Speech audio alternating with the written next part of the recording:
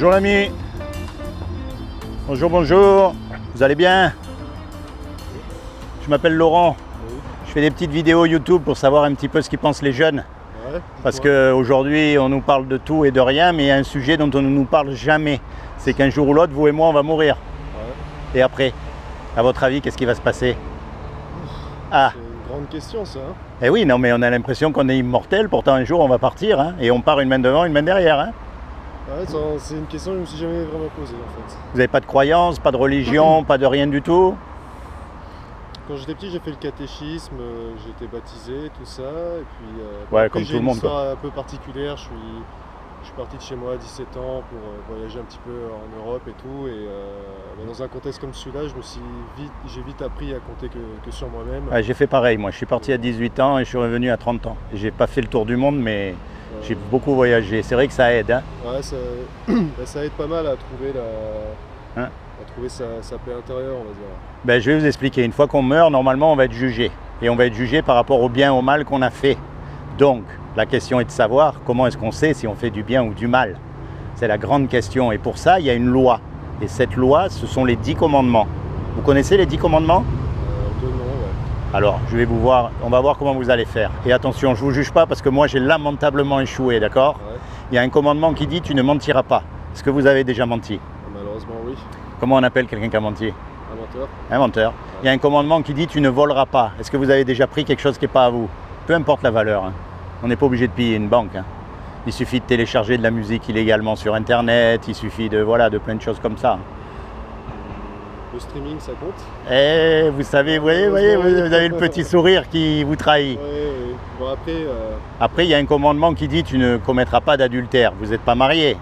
Mais Jésus a dit « quiconque regarde une femme avec de la convoitise a déjà commis un adultère avec elle dans la rue ». Ça m'est jamais arrivé. Vous n'avez jamais regardé une image pornographique? Si. Eh oui, comme tous les hommes. Vous savez pourquoi elle est belle cette loi? Parce que justement, elle nous montre qu'on ne peut pas se juger les uns les autres. On est tous pareils. Regardez un petit garçon, on n'est pas obligé à lui apprendre à faire des bêtises. C'est de nature, vous voyez? De nature, on n'est pas bon. De nature, on sait mentir, on sait voler, on sait regarder ce qu'il ne faut pas. Par contre, pour faire le bien, qu'est-ce qu'on doit lutter? C'est fou. Tout est une histoire de contrôle, j'imagine. Peut-être, mais le problème, c'est qu'on a déjà perdu le contrôle puisqu'on l'a fait une fois. Et donc, quand on meurt, eh bien, on va être jugé par rapport à cette loi-là. Et le problème, c'est que si on est jugé par rapport à cette loi-là, ben, on va être déclaré coupable. Et si on est déclaré coupable, ben, on va être envoyé en enfer. Et ça, on n'y croit pas, on ne veut pas en entendre parler parce que c'est un mot qui nous dérange, on est bien d'accord. Mais le mot, il existe. L'endroit existe. C'est un endroit où on ne veut pas aller. Et ça, si vous voulez, c'est la mauvaise nouvelle. C'est-à-dire, c'est ce qu'on mérite tous. Et c'est pour ça que le monde ne tourne pas rond. Hein, parce que quand on gratte un petit peu, on se rend compte qu'il n'y en a aucun de nous qui est bon vraiment. D'accord? Ça, c'est la mauvaise nouvelle. Mais maintenant, il y a une bonne nouvelle.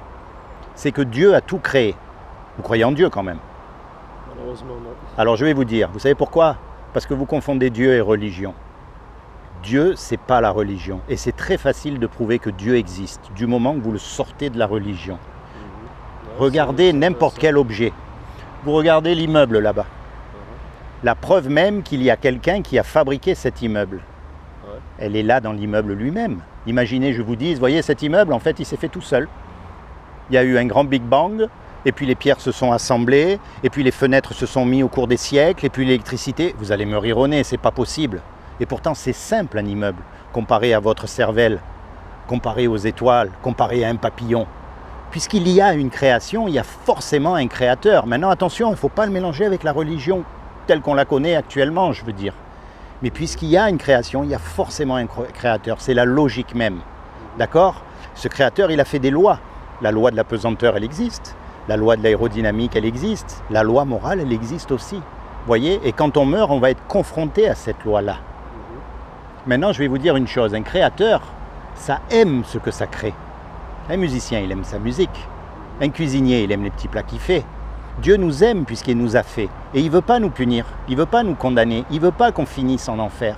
Donc il a fait quelque chose pour que vous et moi, malgré qu'on soit coupable, on puisse éviter justement son châtiment. Est-ce que vous savez ce qu'il a fait? Alors je vais vous dire, comme il a trouvé aucun homme de parfait sur la terre, ni même le religieux des religieux, il ne pourra pas dire qu'il n'a pas cassé la loi de Dieu. D'accord? Comme il a trouvé aucun homme, eh bien, il est venu lui-même sur terre et il a pris une forme humaine qui est Jésus. Et il a dit, quiconque croit que Jésus est le Fils de Dieu et qu'il est ressuscité des morts, il aura la vie éternelle à mes côtés. Et quand je dis Jésus, ce n'est pas le petit Jésus que vous voyez sur la croix dans les églises catholiques, d'accord? C'est le vrai Jésus. Ok? Alors, maintenant, ça ne suffit pas de croire, parce que les démons, ils existent, ils croient et ils tremblent. La clé là-dedans, c'est un mot qu'on appelle la repentance. Et repentance, ça veut dire quoi? Bien sûr, il faut arrêter de voler, de mentir, mais ça on le sait parce qu'on a la conscience à chaque fois qu'on le fait qui nous le dit. Repentance, ça veut dire se tourner vers Dieu. Pas vers une religion, d'accord? Quelle qu'elle soit. Le but, c'est pas d'aller dans une église ou dans une mosquée ou dans tous ces endroits. Si vous allez dans une église, tant mieux, mais c'est pas ça le but. Le but, c'est vraiment quand vous êtes tout seul, vous vous tournez vers Dieu et vous commencez à avoir une relation personnelle avec lui. Vous commencez à lui parler avec ce que vous avez dans votre cœur. Parce que vous avez suivi un chemin que je n'ai pas suivi, et vice-versa. Vous avez eu des galères que je n'ai pas eues, et vice-versa. Vous avez eu des joies aussi que vous avez eues, que moi je n'ai pas eues, et vice-versa. On a chacun une vie, d'accord? Dieu ne nous a pas fait des robots. Et si vous regardez la religion, en fait, c'est quoi? Tout le monde fait pareil, au même moment, au même endroit, et puis si vous ne voulez pas faire comme eux, ils vous chassent. Mais Dieu ne nous a pas fait comme ça, il nous a fait uniques. Ce qui montre qu'il veut une relation unique avec vous. Il veut vous parler, vous consoler, vous protéger, et plus que tout, il veut vous sauver du jour du jugement dernier. Quand Jésus est mort à la croix, Jésus est Dieu. C'est Dieu qui a pris une forme humaine. C'est le seul qui n'a jamais péché, d'accord? Quand il est mort à votre place et à ma place. De façon à ce que nous, on puisse être sauvés. C'est comme si on fait un braquage tous les deux, par exemple, et on se fait attraper, bien sûr, et le juge nous dit, voilà, vous avez 20 millions d'euros à payer ou vous partez 50 ans en prison. Vous n'avez pas les 20 millions, moi non plus. Et puis il y a un homme qui arrive et qui met les sous sur la table pour que vous soyez libre. Comment vous allez être par rapport à cet homme? Vous allez être reconnaissant, bien sûr. Et quand il va vous demander un service, vous allez le faire. Eh bien, c'est ce que Jésus a fait pour nous il y a 2000 ans. Mais attention, encore une fois, il ne faut pas tomber dans le piège de la religion. Ça n'a rien à voir. La religion est une caricature de qui est Dieu. D'ailleurs, vous n'avez qu'à lire la Bible pour vous rendre compte que aucune des soi-disant religions chrétiennes suit la Bible. Et pourtant, c'est supposé être leur livre. C'est pour ça que c'est important de lire ce livre. C'est pour pouvoir justement vous dire, tenir ferme et dire non, mais attendez, vous êtes bien gentil, mais ça, c'est pas la Bible. Vous vous dites chrétien, mais vous ne suivez pas ce qui est écrit dans la Bible, donc ça ne marche pas, votre truc. Vous voyez? Il ne faut pas mélanger. Pourquoi la Bible? Pourquoi pas le Coran? Pourquoi pas le livre des bouddhistes? Il y a des tas de livres, d'accord? La Bible, d'abord, c'est un livre historique. C'est-à-dire que ce sont des histoires qui se sont réellement passées. Et aujourd'hui, on peut le prouver grâce à l'archéologie, grâce à l'histoire. Alors, on ne peut pas tout prouver encore, mais jusqu'à maintenant, on n'a rien prouvé qui contredit la Bible.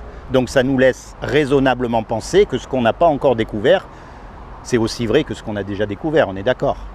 Et puis, il y a un point essentiel, c'est ce qu'on appelle les prophéties accomplies.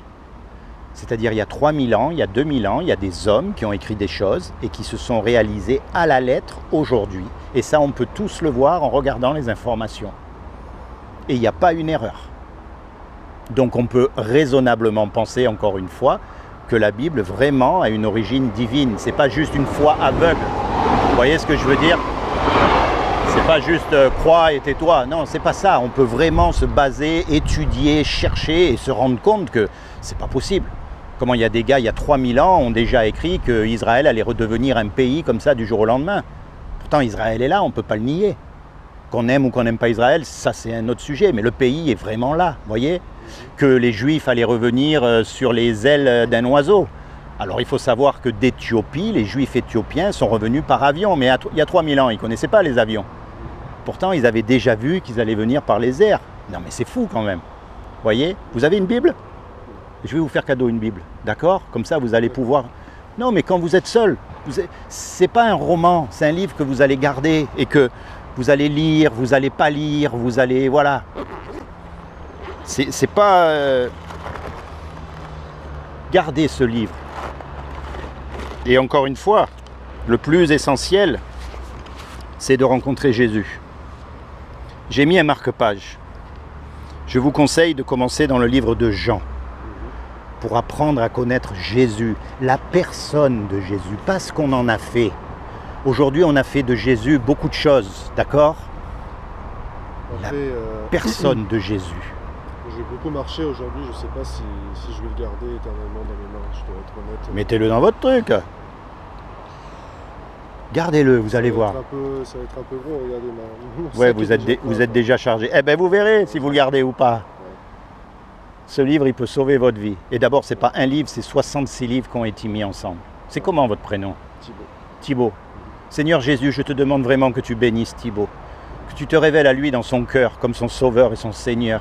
Que tu accordes le désir de son cœur et plus que tout, que tu lui permettes de rentrer dans sa destinée éternelle afin qu'il soit sauvé lui et toute sa famille. Sois béni Thibaut. Et dis-toi bien une chose. Soit ce que je t'ai raconté, c'est des salades et on aura rigolé 5 minutes, soit c'est la vérité. Et là, tu risques de perdre gros. Pense-y, pas comme les hypocrites devant tout le monde, ça sert à rien. Quand tu es tout seul, parle à Dieu, parle à Jésus, dis-lui, est-ce que c'est vrai, est-ce que c'est pas vrai? Dis-lui, j'y crois pas, dis-lui, mais vraiment, tu vois ce que je... De toute façon, il sait ce que tu as dans le cœur, alors c'est pas la peine de lui cacher. Et puis n'oublie pas une chose, avec lui, tu es sûr qu'il ne répétera jamais. Je sais, ça fait rire les gens quand je dis ça, mais tu peux vraiment lui faire confiance. Et puis les temps arrivent où tu le sens bien. Tu sens bien, tu as voyagé, tu as un espèce de don qui t'est venu. On voit bien que rien ne tourne rond. On voit bien que ce n'est pas une question de France ou d'autres pays, c'est partout pareil. C'est la catastrophe partout maintenant. On le voit, on sent qu'on est, au bord du précipice. Alors je ne sais pas ce qui va se passer, hein, comment ça va se passer, mais on le sent. Il faut se rapprocher de Dieu maintenant. Maintenant plus que jamais. Pas d'une religion. De Dieu, de Jésus, de la personne de Jésus. Il est ressuscité, ce qui veut dire qu'il est vivant aujourd'hui. Ok? Sois béni Thibaut. Merci de m'avoir écouté. Sois béni. Toi aussi.